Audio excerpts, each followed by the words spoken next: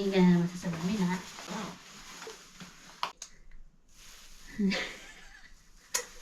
Bro, bakit correct na ko eh? Wait lang, Mama will put on shoes, socks, and jacket. Mama's turn.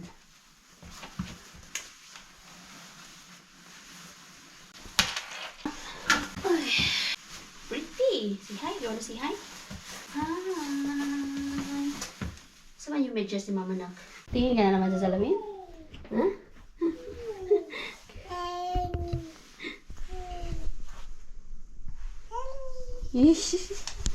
So pretty. Wow. Nakakatawa ka man ako eh. Hachi! Hachi! Come on. Sige.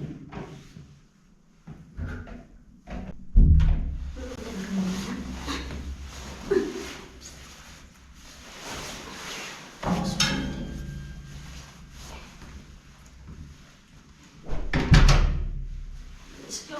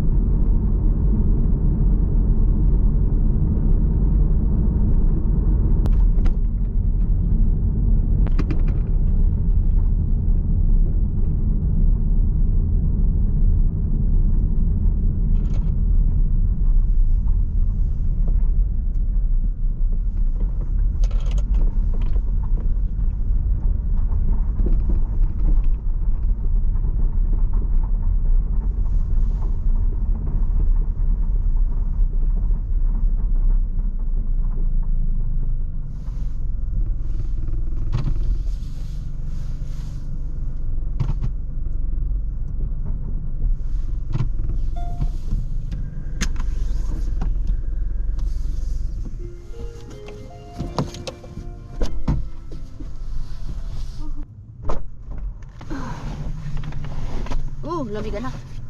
It's windy. Ano nangyari sa ilong mo? Ay, sorry. Come on. Ay. Iwak. Uy, naunsa man. Stand up. Iwak.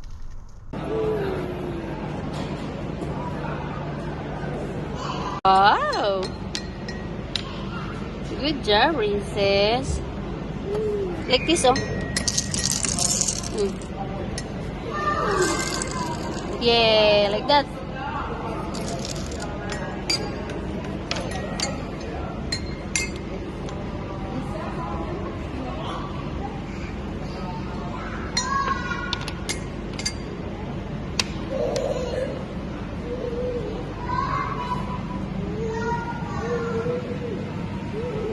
Mama will help you.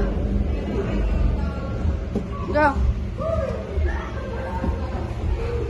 Go up. There. Up.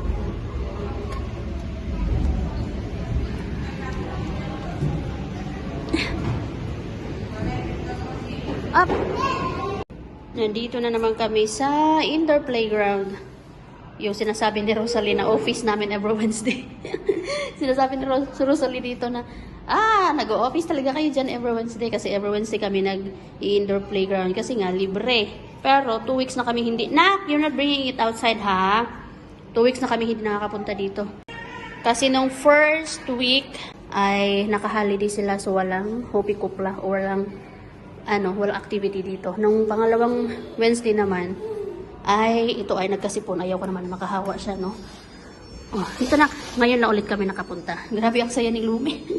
Ay, kung makita nyo lang. Kasi masaya siya pag pasok pa lang eh. Hindi lang kasi makuhanan kasi nga maraming tao.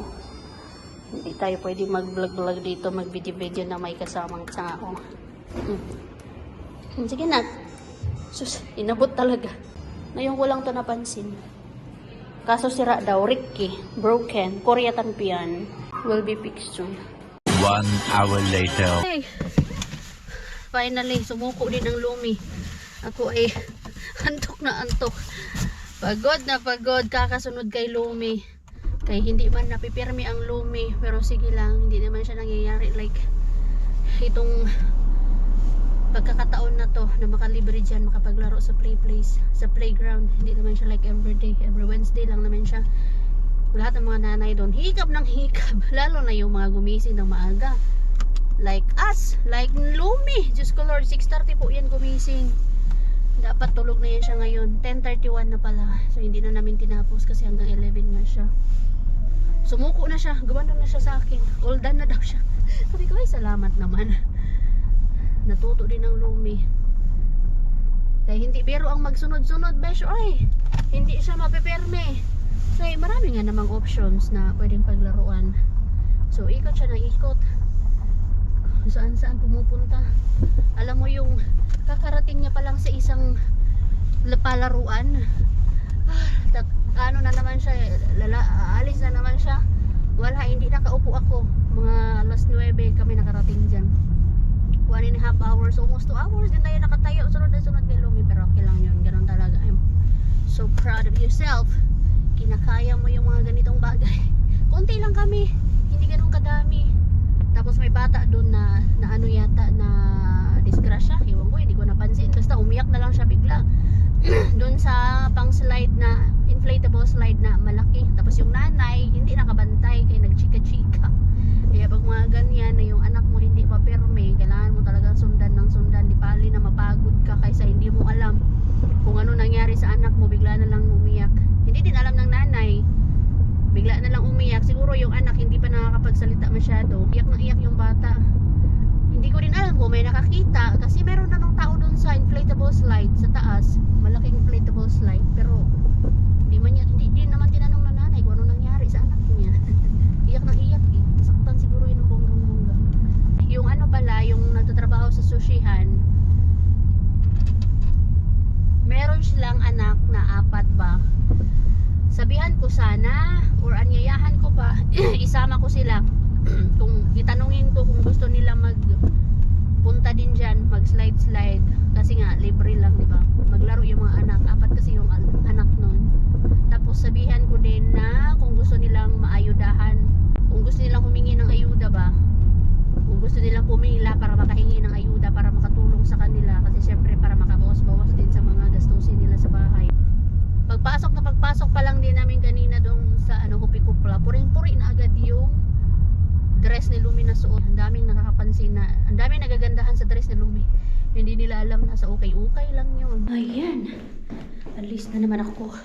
Si Mr. na ang bahala kay Lumi. Pinapakain niya ng lunch kasi kailangan kong umalis. Kaya si Mr. na ang bahala. But before tayo umalis, tapon tayo ng basura. Ito ay karton, tapos glass and jars. Karton. Grabe mga kabisaya. Uy, maganda yung weather ngayon hindi ganun ka lamig. Kanina nga sa loob mainit. Doon sa sa playground, mainit doon. Kahit konti lang yung tao. Sana tuloy-tuloy na to. Kahit para makapag-bike na at makapili na ng dapat gamitin para sa summer. Tapon muna tayo. Daan muna ako dito sa sushihan. Sabihan natin yung ating kababayan kung gusto nila ng ayuda, kung gusto nilang maglaro doon sa indoor playground, yung mga junakis nila. Ayan, nasabihan na natin si Ralph. Dapat sabihin ko pa yung yung sa indoor playground, pero yung ayuda na lang muna yung sinabi ko na una. Kasi yung ayuda nga, 'di ba, pumipila tayo ng ayuda, libreng ayuda, makatulong yun sa kanila kahit paano, kahit konti lang yung ayuda na matatanggap. At least At least 'di ba, nasabihan natin.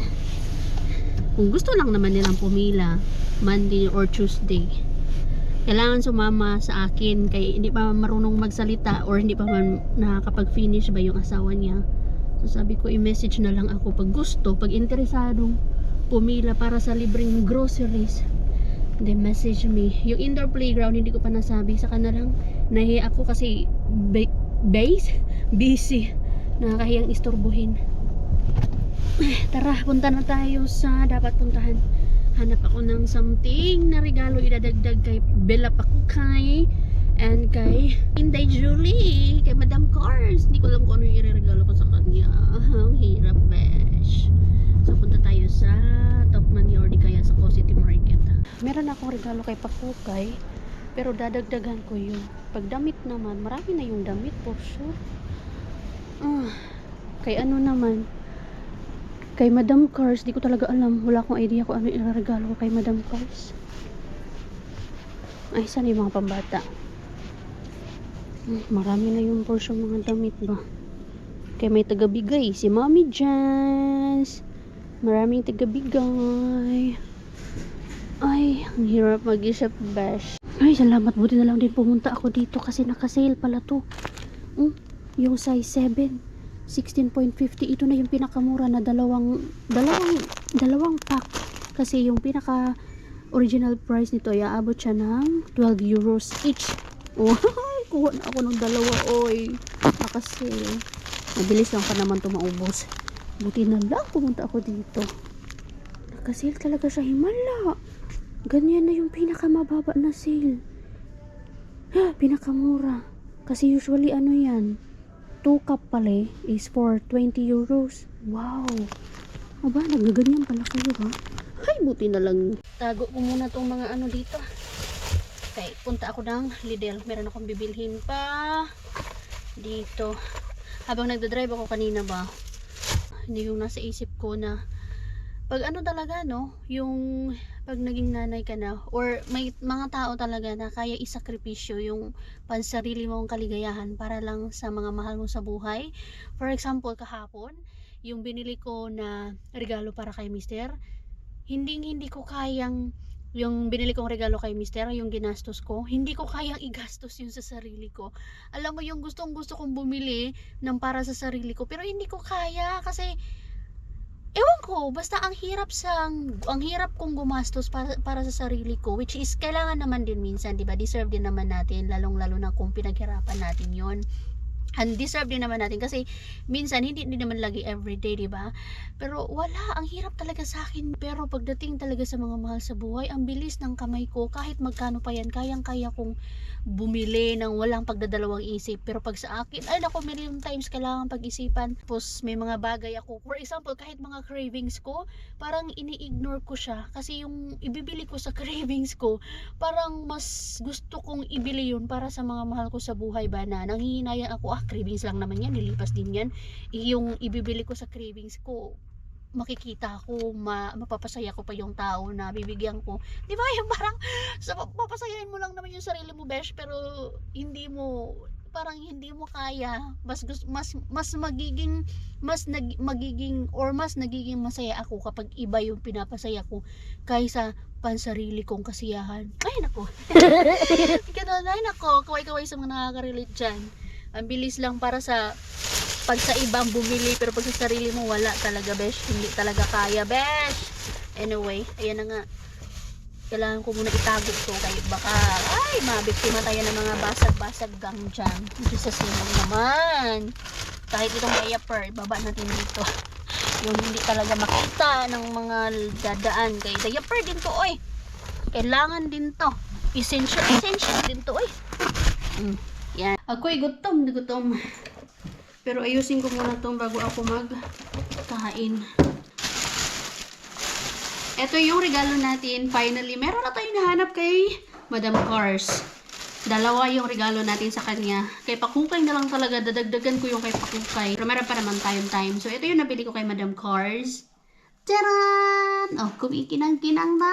Ano tayo dyan? Hindi to pouch. Ito ay may batang nagpapakarga. Namiss ang nanay. You okay? I love you. Oh, you're sad. Sige na. So, ito nga, hindi to hindi to pouch. Pero pwede gawin na rin siyang ganyan, oh. O, diba? Hand carry. Hand carry ba tawag doon? Pwede mo siya iganon o di kaya isling bag mo siya. Yan, isa nito. Wala lang to mga side pockets. May kinang-kinang, diba eh? Pero hindi to real, ah. Hindi to real. Isa niyan. Tapos itong dress, pang simban niya. Hindi ko alam yung size niya. Basta yung binili ko na lang is small. Kay pag naman ako, nag-medium, sobrang laki naman no. Ang haba, kasi saktong-sakto to. Pero hindi ako sigurado sa katawan. Pero may naman siya. Adjustable. Nanuhuot naman. Wait lang anak. Oh, I'll give you some snack oh. Here oh. Yung snack oh. Snack. Ayan. Adjustable naman to siya. Gusto ko nga sanang bumili ng ganito eh. Kasi nag-sale kasi itong mga to. Hayless ang tatak nito. Hayless. Ayan oh. Ay, di nyo makita masyado. Pero maganda siya para sa akin. Kasi yan lang. Kasi yung mga napamili ko, mga groceries naman na to. Extra food para kay Lumi. Ito pala yung kay Pakukay. Sana yun? Ito ay plate and suction plate ba? Katulad ng kay Lumi. Ayan. And cup. Para ma-practice siyang uminom sa cup. Meron din si Lumi nito. Maganda yung ganito. It's because marami kang pwede ilagay. May fruit, ulam, na rice, di kaya kung ano yung gusto mo ilagay dyan na marami kang ayaw mo na hinahalo-halo lang siya. So, maganda yung ganito. Yan o. Kailangan ko pang dagdagan to. Na, mga plato ni Lumi, ganyan din. Ganyan din kasi nga, may nilalagay ako ng fruit o di kaya veggies. Yan. So, yun yung mga regalo natin. Ito, mga food ni Lumi. Tigil muna tayo kakaluto, besh.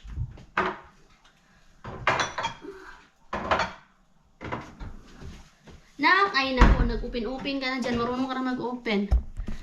Minsan ba, kapag pumupunta ako ng groceryhan, parang, tigil mo tayo kakapunta sa grocery. Oy, kakabili ng pagkain. Pero pag hindi naman tayo bumili, pumunta doon, magugutom tayo, di ba? So, wala talagang choice kung bibili ka talaga ng pagkain. At kakain ka, at magluluto ka, at kakain ka. Kasi kung hindi ka bibili, hindi ka magluluto, wala kang kain, magugutom ka. Ganun talaga ang buhay natin. That's life. Eto, nagbe-bake ako ng muffins. Chocolate muffins. Habang akin Junaki sa busy doon. Tinatanggal ang mga fridge magnet.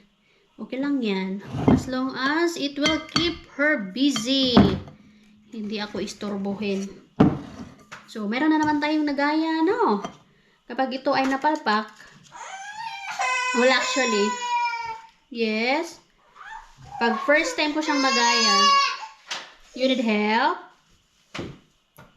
Siya, successful siya. Pag pangalawa, pangatlo ko na siyang gawin, hindi na siya nagiging successful. Oh, mama will help. Okay, mama will help. There. Ganon sa akin. Di ba usually, pag first time, napapalpak. Pag pangalawa, pangatlo, doon na nagiging successful. Pero sa akin, baliktad. So, let's see. Pero I know, as long as, nagaya ko, okay na to. Nagaya ko na. Okay na to.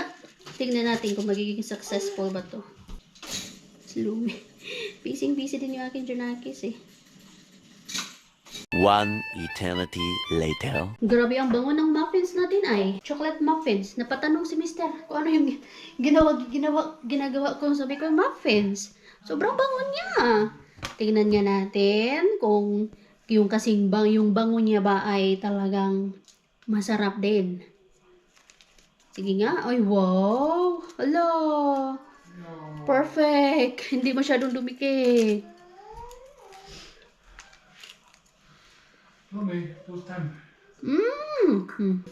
Hindi siya basa. Alam ko na kasi, yung oven pala namin, dapat, instead na 180, ilagay ko sa 200. Kasi, old na kasi yung oven na yan eh. Kaya dapat, ganun ang ginagawa.